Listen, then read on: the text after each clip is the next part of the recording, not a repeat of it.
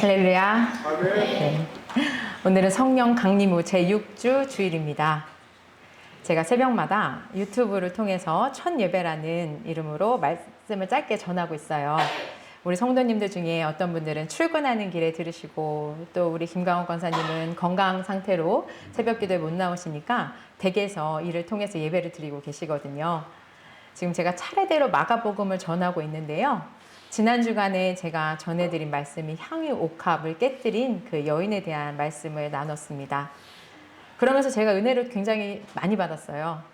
그래서 오늘 준비하려고 했던 그 교회력에 따른 말씀을 조금 뒤로 미루고 오늘은 이 말씀을 함께 나눠보려고 합니다. 네, 오늘은 한 여인에 관한 이야기로 좀 들어가 볼 건데요. 사실 이 이야기는 여러분들께서도 너무나 잘 아시는 말씀인 줄 압니다. 우리 찬양으로도 너무 많이 불리죠? 내게 있는 향유 옥합 주께 가져와. 우리 서건사님께서 이렇게 하시면 찬양을 부르시는데 너무 아름다웠어요, 그 모습이. 네, 2000년 전 예루살렘 근처 베다니에서 있었던 이 이야기는요, 사복음서에 조금씩 차이는 있지만 모두 기록되어 있습니다. 당시 모두에게 이미 입에서 입으로 구전으로 전해져서 아주 유명한 얘기였을 것 같고요. 또 이렇게 유명하게 된 것은 그만큼 이 말씀이, 이 내용이 중요하기 때문이겠죠. 14장 우리 본문 보면서 우리도 그 중요한 말씀을 한번 들어보도록 하겠습니다. 우리 1절, 2절 합독하겠습니다. 이틀이 지나면 유월절과 무교절이라 대제사장들과 서기관들이 예수를 흉계로 잡아 죽일 방도를 구하며 이르되 밀란이 날까 하노니 명절에는 하지 말자 하더라. 네, 유대인의 최대 명절인 유월절이 지금 다가오고 있습니다. 예루살렘 성전에는요, 정말이지 어마어마하게 많은 사람들이 모여 있습니다.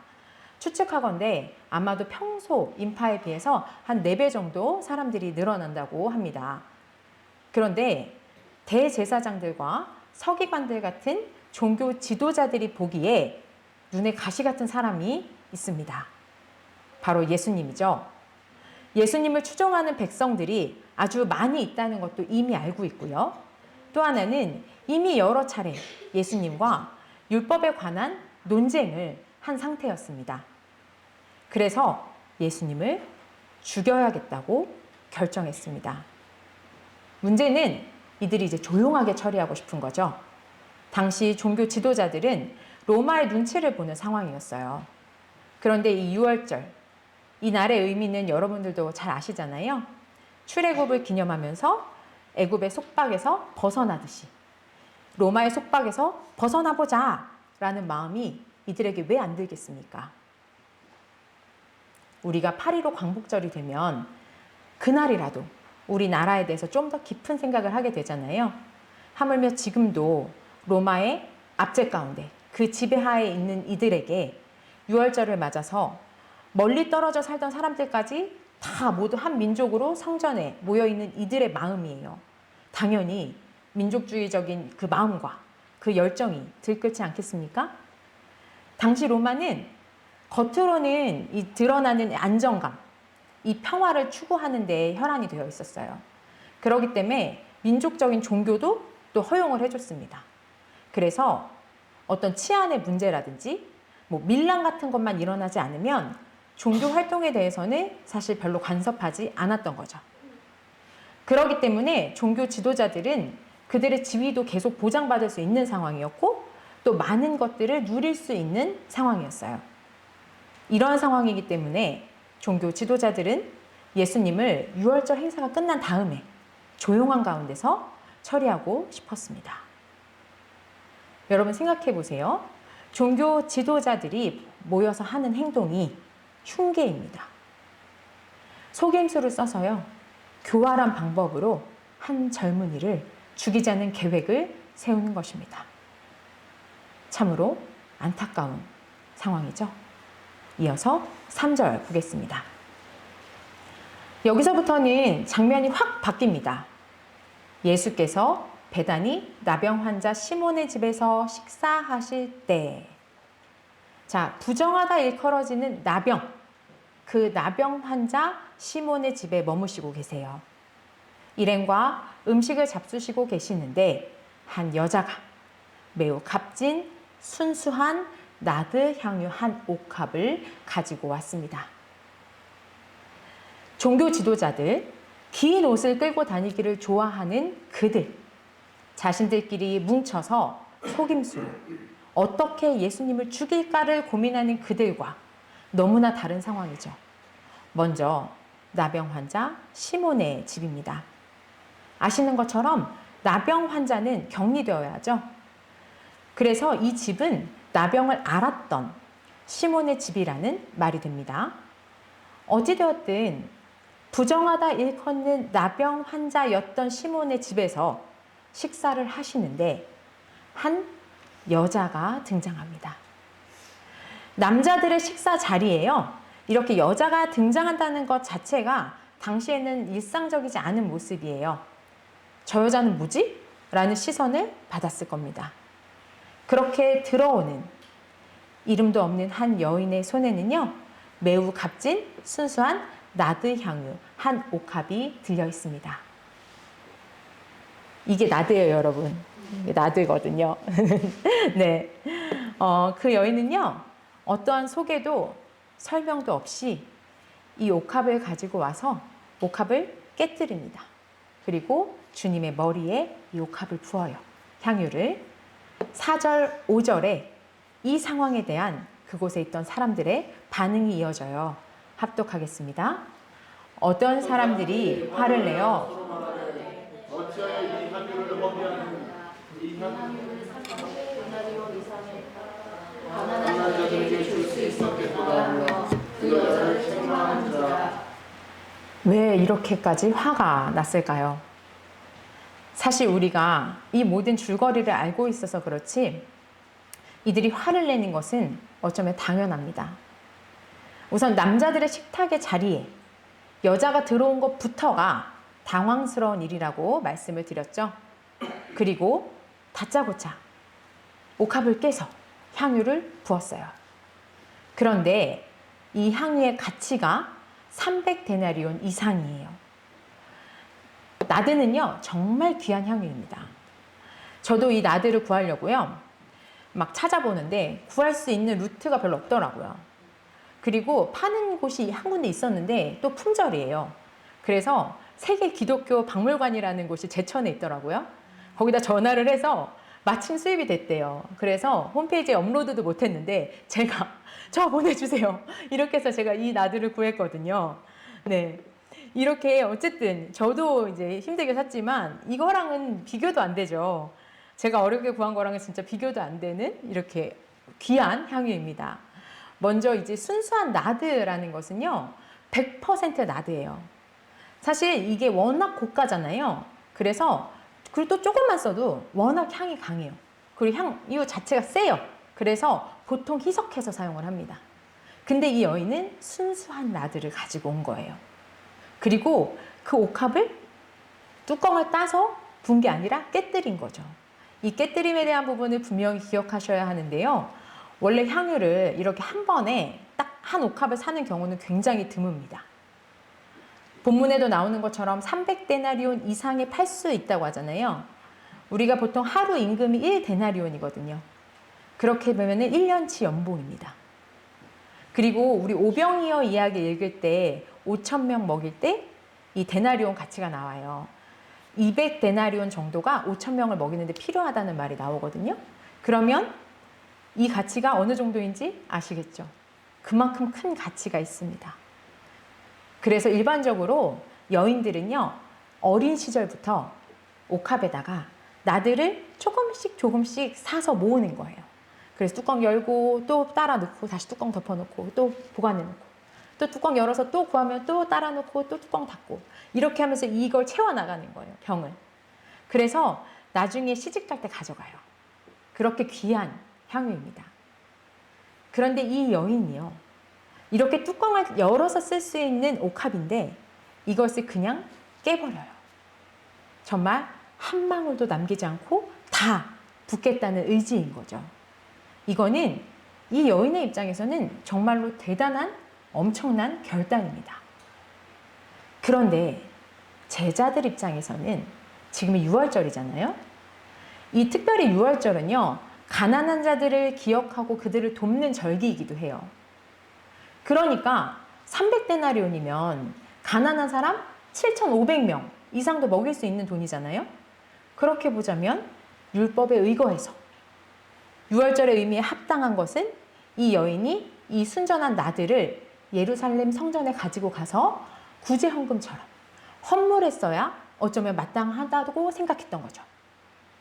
제자들에게는 예수님이 누구신지 순한 예고를 3번씩이나 듣고도 못 알아듣는 상황이니까 어쩌면은 이러한 반응이 당연한 것일 수도 있습니다.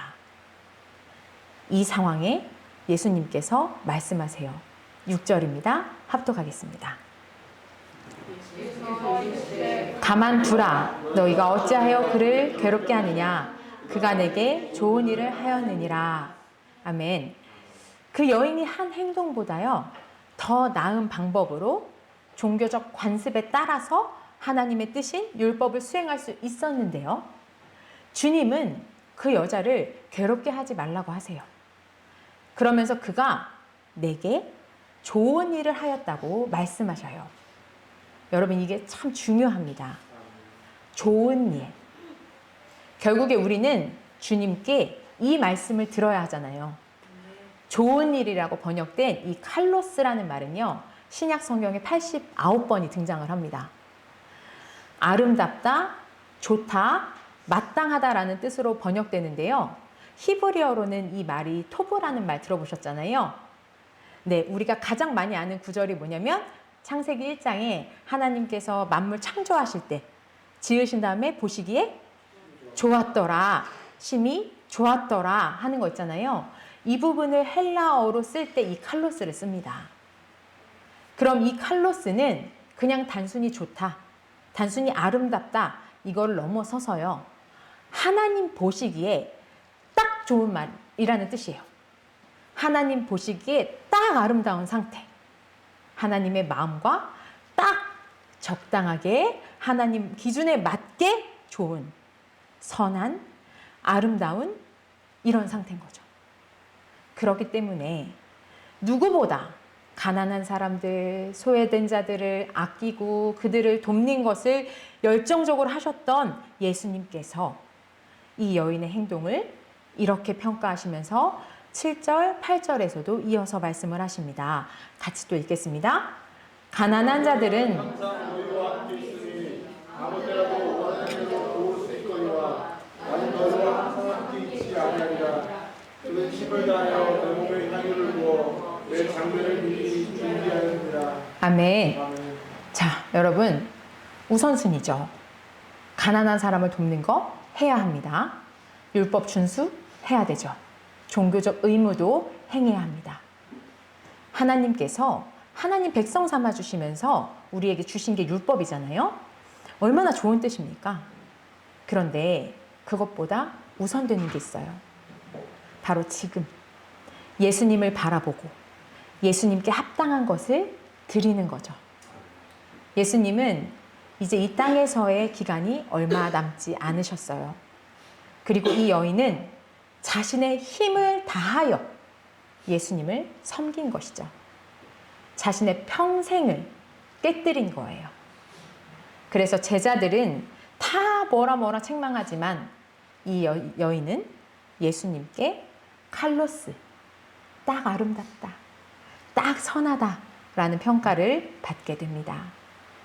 그리고 예수님은 그녀의 행동이 어떤 의미인지, 예수님의 몸에 향유를 부은 것이 이 여인이 예수님의 장례를 미리 준비한 것이라고 해석해 주십니다. 당시 문화에서 보면요, 향유병을 깨서 향유를 통째로 붓는 경우는요, 죽은 사람, 시체에게 하는 행동이에요. 그리고 그 깨진 병까지 무덤에다 같이 넣었던 풍습이 있었어요. 이 여인이 정말로 예수님의 최측근에서 우리 제자들도 못 알아들었던 예수님의 죽음을 예상하고 이런 일을 행했는지, 아니면 귀한 손님이 왔을 때 원래 식탁에서 그 기름을 붓는 것이 또 유대 풍습이거든요. 그래서 그것 때문에 예수님이 너무 귀한 손님인 걸 알아보고 그래서 기름을 부은 것인지 사실 우리는 알 수 없어요. 그런데 주님은 이 여인이 자신이 할 수 있는 유일한 것, 할 수 있는 것을 행했다고 말씀하시면서요. 주님께 좋은 일을 했다라고 평가하십니다. 그리고 이어서 말씀하십니다. 9절입니다. 같이 읽겠습니다. 내가 진실로 너희에게 이르노니 온 천하에 어디서든지 복음이 전파되는 곳에는 이 여자가 하는 일도 말하여 그를 기억하리라 하시니라. 아멘. 이 말씀은 이 여인의 기름 부음에 대한 예수님의 2차적인 해석일 수 있어요. 여러분 마가복음 1장 1절을 기억하십니까? 하나님의 아들 예수 그리스도의 복음의 시작이라. 복음은 하나님의 아들 예수 그리스도이십니다. 예수님은 죽으심과 부활로 하나님의 아들이심을 확증하셨죠. 이 여인은 예수님의 죽음을 기름 부음으로 미리 예비했습니다. 또 하나 예수님은 그리스도이십니다. 기름 부음을 받은 자라는 뜻이죠. 이 여인은 예수님께 기름을 부었습니다. 예수님은 메시아이시고 예수님은 그리스도이십니다. 그런데 여러분, 제가 오늘 본문에는 적지 않았지만 이어지는 10절, 11절 잠시 보겠습니다. 제가 읽어드릴게요. 12 중에 하나인 가룟 유다가 예수를 넘겨주려고 대제사장들에게 가매 그들이 듣고 기뻐하여 돈을 주기로 약속하니 유다가 예수를 어떻게 넘겨줄까 하고 그 기회를 찾더라. 아멘. 예수님과 함께 했던 제자가 예수님을 넘깁니다. 그리고 대제사장들이 이를 기뻐합니다. 다시 1, 2절을 보십시오. 종교 지도자들이 예수님을 죽이려 했고 그 계획대로 되는 것 같죠? 그래서 그들은 기뻐합니다. 어쩌면 3절에서 9절에 이름 없는 여인의 이야기가 통째로 빠지면 아주 자연스럽게 이야기가 연결돼요. 그런데 마가복음 저자는 이 여인의 이야기를 중간에 삽입해서 끼워 넣습니다. 권위자들 사이에 이름 없는 여인, 잡아 죽이려는 계획 안에 예수님께 선한 일, 아름다운 일을 한 여인. 여러분, 종교 지도자들과 유다도 어쩌면은 하나님의 뜻을 지키기 위함이었을지 모릅니다. 이 여인의 일을 책망한 것도요, 율법을 더 잘 지키게 해주고 싶기 위해서, 더 잘 지키게 해주고 싶어서 이랬던 거잖아요. 그런데 중요한 것이 빠졌습니다. 진짜 하나님의 뜻, 하나님의 마음, 하나님의 아들 예수 그리스도. 그들은 자신들의 말과 행동에 너무 취해버렸어요. 예수님을 예수님으로 바라보지를 못합니다. 자신들의 욕심에 가려서 하나님의 뜻이라는 명목과 종교 지도자라는 권위를 빌리고 있을 뿐이에요. 그러나 이 여인은 다른 것을 볼 여력이 없습니다. 그저 예수님께 나아가려고 남자들만 있는 그 금기의 방의 문을 열었어요. 그리고 걸어 들어갔습니다. 그리고 그냥 얼굴 도장 찍으러 가서 일상적으로 하듯이 이 값비싼 나드에 뚜껑 따서 조금 따르고 거기다가 다른 기름 희석해서 부어드리고 환영합니다 하는 정도가 아니었어요. 옥합을 깨고 부었습니다. 사랑하는 성도 여러분, 이 여인은 진짜 예배를 드렸습니다. 주님께 좋은 일, 진정한 예배입니다. 우리도 이 시간 이 여인의 예배를 기억하길 원합니다. 여기 나드가 있습니다. 이 나드로 기름 부음 받은 예수님이 계신 곳은요, 나드 향으로 가득했을 것입니다. 그리고 예수님께서 거리로 나가서 걸으시면요, 그 걸음이 지나간 자리마다 이 나드 향이 남았을 거예요. 그리스도가 지나간 자리임을 모두가 알 수 있었습니다. 우리 이 시간 이 나드를 우리도 몸에 바르기 원해요. 우리는 이 땅에 사는 작은 예수, 작은 그리스도인입니다. 이 기름을 바를 때 먼저는 예수님의 죽음을 앞둔 그 예수님의 마음, 내 죽음을 앞두고 있을 때 이 여인이 나에게 향유를 부었을 때 어떤 마음이셨을까를 좀 고민해 보셨으면 좋겠어요. 그리고 이 기름이 흐를 때, 우리 여러분의 몸 가운데 이 기름이 닿아서 흐를 때 여러분의 장례가 이 시간 진행되길 원합니다. 예수님 안에서 죽으십시오. 그래야 예수님 안에서 다시 사실 수가 있습니다. 또한 그리스도인으로 어떻게 예수님을 예배해야 하는지, 우리 이 복음이 전파된 이 곳곳마다 이 여인이 드린 예배를 기억합시다. 그 중심을 주님은 칼로스, 하나님 눈에 딱 좋다, 아름답다 라고 하셨습니다. 그리고 이 나드의 향을 예배가 끝난 후 밖으로 나가서요, 여러분이 가는 곳곳마다 풍기고 다니십시오. 모든 이들이 여러분들이 그리스도인이심을 알게 하십시오. 우리가 이 향은 사라져도요, 성령의 기름 부음으로부터 나는 영원한 향기가 여러분의 걸음마다 풍겨져서 많은 이들이 복음을 알아채도록 하시기 바랍니다. 이제 한 분씩 나오셔서 기름 부음을 받으십시오. 앉아 계신 분들은 기도로 준비하시고요, 기름 부음 받고 있는 이들을 위해서 중보해 주시기 바랍니다.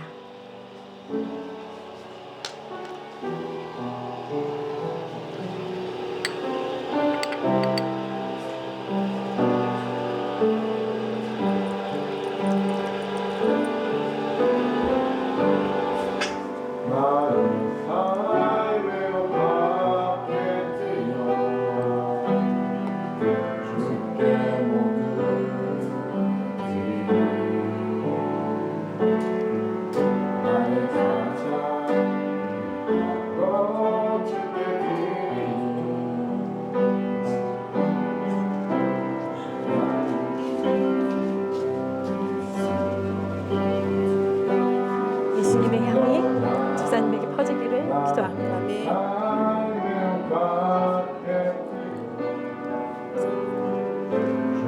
수건으로 좀 닦아주세요.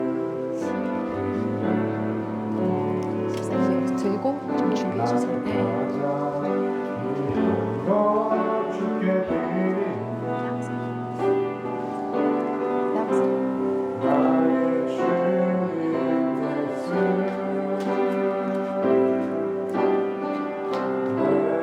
혜미에게 예수님의 향이 가득하게 기도합니다. 아무데나 해주세요.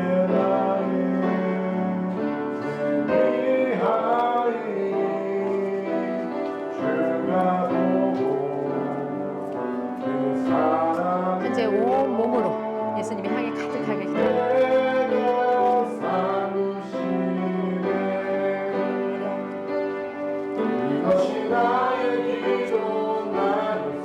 하이리의 온 몸과 마음 가운데 예수님의 향이 가득하게 기도합니다. 머리에다 해도 돼. 권사님의 온 몸과 마음 가운데 예수님의 향이 가득하게 기도합니다.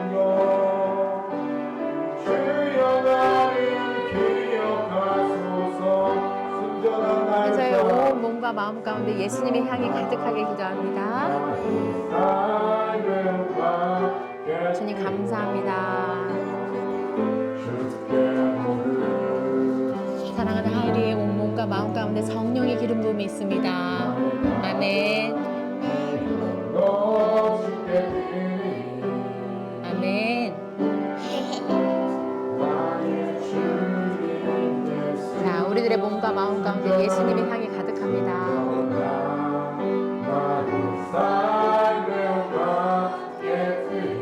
예수님의 향이 우리들의 몸과 마음에 가득합니다.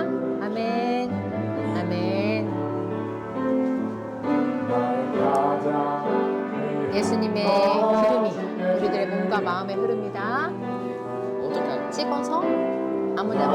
살게 되고 주여 감사합니다.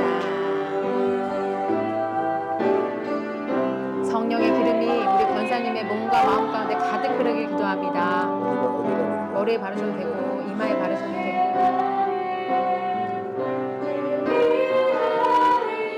성령의 기름이 사모님의 몸과 마음 가운데 가득하게 기도합니다. 아무데나 하셔도 되고 손목에 찍으셔도 되고 머리에 찍으셔도 되고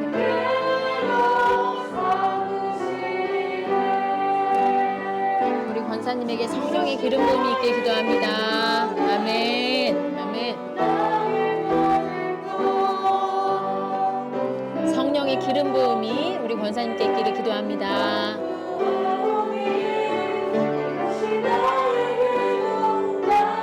조 권사님의 몸과 마음 가운데 성령의 기름 부음이 있습니다. 아멘.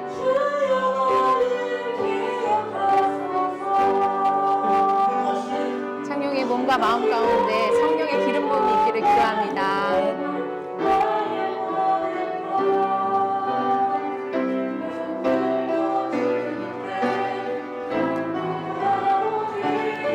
이것이 나의 기도 나의 소망 나의 모든 것 주여 나를 기억하소서.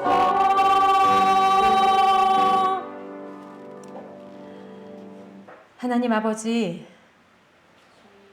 예수님의 몸에 흐르던 나드가 이 시간 저희 몸에 흐릅니다. 죽을 날을 기다리고 있는 하루하루의 삶 가운데 기름 부음을 받으시는 주님의 마음이 어떠셨을까 생각해 봅니다. 저희들 또한 오늘 저희 머리에 닿은 이 기름으로 저희 각 사람의 장례를 치르길 원합니다. 이제는 내가 죽고 오직 예수 그리스도만 우리 안에 살게 하여 주시옵소서. 예수님의 죽음이 주님의 부활로 이어진 것처럼 저희들 예수 안에서 죽고 예수 안에서 다시 살기를 원합니다. 또한 그리스도께서 기름 부음을 받으시고 그 향이 온 방에 온 이스라엘에 풍기고 2000년이 지난 지금 전 세계에 퍼진 것처럼 저희들의 삶이 그리스도의 향을 이어서 풍기면서 살아가겠습니다. 누가 뭐라 해도 어떠한 권력 앞에도 굴복하지 않고 오직 주님을 사랑하며 주님만 바라보겠습니다. 아직 믿음이 약해서 주님 계신 방 앞에서 주저하고 있다면 그 문을 열고 들어가게 하시고 그 문을 들어갔다면 사람들 눈치 보지 말고 예수님께 준비한 옥합을 깨뜨리고 온전히 붙는 자들이 되게 하여 주시옵소서. 그렇게 주님께 좋은 일을 하는 자들이 되겠습니다. 예수 그리스도의 이름으로 기도드립니다. 아멘.